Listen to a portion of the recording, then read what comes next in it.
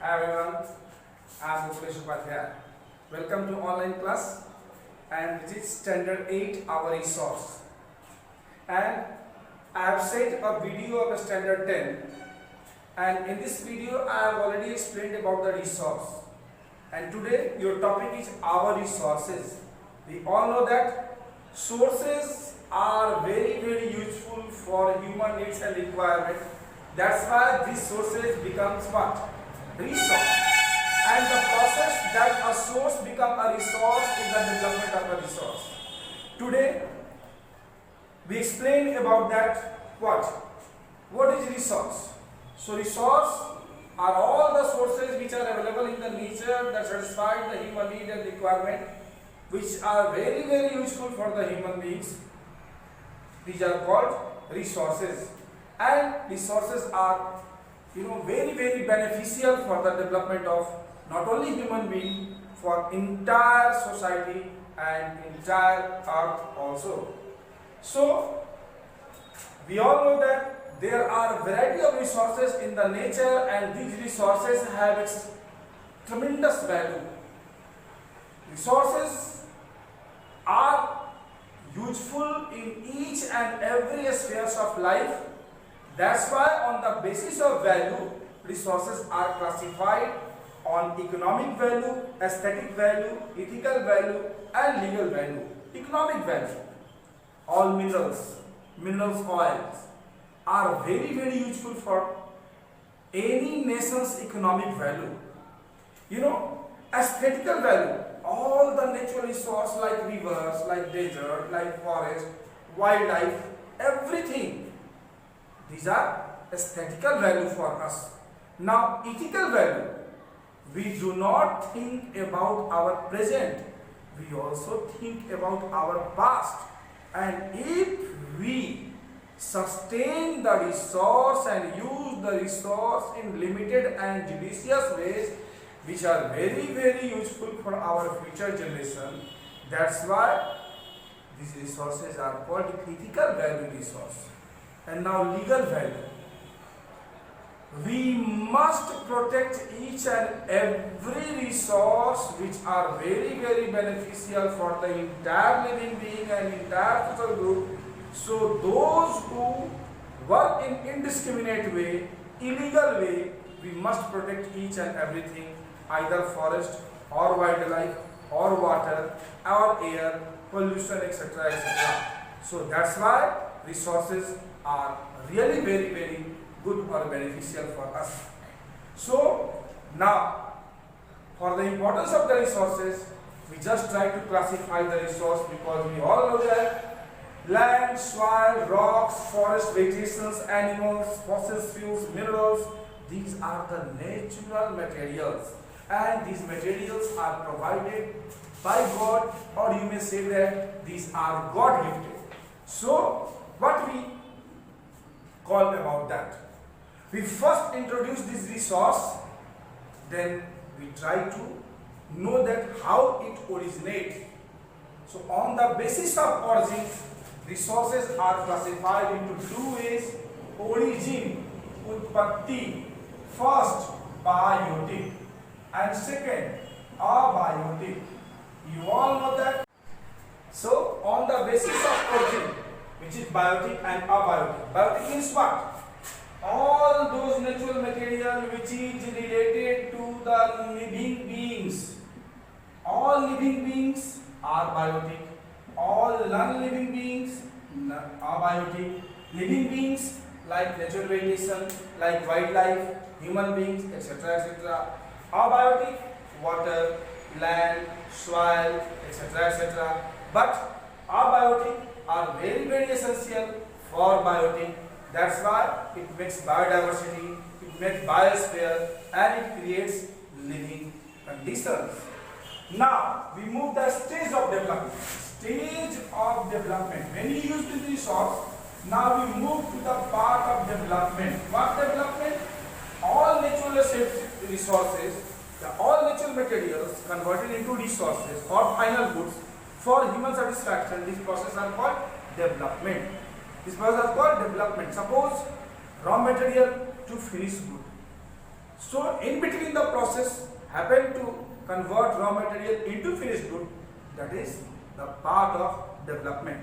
Now these are four types. Potential.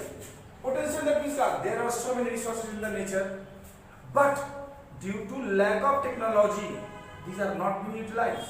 Like sea tide, forest, water. Okay, so if we use this resource, it becomes very beneficial. Like desert, it can be converted into solar plant. Okay, wind can be converted into hydroelectricity, water, wind, like wind electricity, solar electricity. So these are the very beneficial. But unfortunate, these are called potential because at the moment these are not being utilized as much as we need or require. Now actual. Actual resources are those resources which are utilized in a large scale, like coal, petroleum, uranium, etc. And these are exploited by the human being in a large scale, and now day by day we just calculate its amount, how much it left in the nature. That's why these are called actual resource. So stage of development, potential and actual. But in 10th class, potential, developed, stock and reserve. And potential, that means not being utilized. Developed, that means utilized a little bit through technology. Stock, utilized but not in a large scale. Reserve, utilized but in large scale, but not up to the human need satisfaction. In 10th class matter. But here, potential and actual. Now move to the next one, renewability. In 10th class, on the basis of exhaustibility. Exhaustibility means used. The resources which are available in the nature are used by the human being, and on the basis of exhaustibility, resources are classified into two ways, like renewable, non-renewable. Renewable, means again and again. The resources that can be renewed, replenished, regenerate, originate by natural, physical, chemical, biological process. These resources are called renewable. Air, water, soil, human being, all living beings are, come under renewable resource. Non-renewable, the resource which we once used is completely exhausted, that amount in a particular nature, which is called what? Non-renewable, like minerals, coal, petroleum. That is non-renewable. It takes millions of years to be formed. That's why we must focus about the use of renewable, not non-renewable, because non-renewable in a limited way, renewable unlimited way. So we must protect it because our future generation require much amount of resources, and we first think about that. Okay.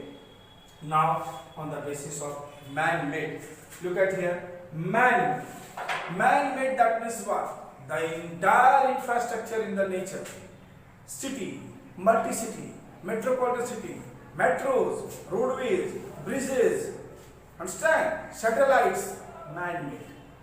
And today modern world, modernity is completely the efforts of man-made resources.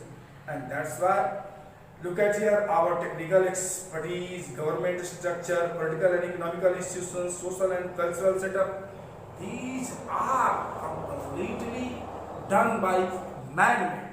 So look at here, already I told you, the entire infrastructure are by man-made. The buildings, the roadways, the techniques, the machines, okay, utensils, etc. So as our skill level become powerful and higher, then the area, the nation, the state become more and more developed. That's why we just focused about how to convert the natural material into resource, because our population become higher and higher, and the requirement, is going to larger and larger. So we must focus about that. Now the next topic and the last topic, the conservation of resource. Conservation. What do you mean by conservation? That means how to protect and how to use the resource. Because our population is too large, requirement is too low, the balance become disbalanced. So how to manage it? Use our skill and try to use the resources not only 100%, more than 100% to survive our entire society. So conservation is very, very necessary because degradation, global warming, ozone layer depletion, pollution, either water, either soil, either air, the coming future is very, very dangerous. So we all human beings focus towards how to conserve our resource, or not only conserve but also try to balance the nature, because Arctic, Antarctica are in danger, oceans are in danger, river water also in danger, all wildlife in danger, forest. Okay, so we move to the conservation. Point number 1, because the resources are not in unlimited way, so we must protect or conserve the resource. Resources, most of the non-renewable, so we must protect it. Most of the resources government buy from the other nations, and we expend much amount of money, economy. That's why for our saving economy, we must protect the resources. Resources are unevenly distributed, so how the equal development possible? For that, we distribute in equal way. So conservation is very, very necessary. Some areas which is very, very large conservation of deposition of resources, and some areas are very, very deficient of resources. So without the conservation or equal management, entire nation will not be developed. So conservation is very, very necessary, because society's economic level, society's social status are very different, and different social group require a different economic value. So conservation is very, very necessary. And energy, lightning, transportation, fuel. Okay, so without conservation, it could not be supported by the human society.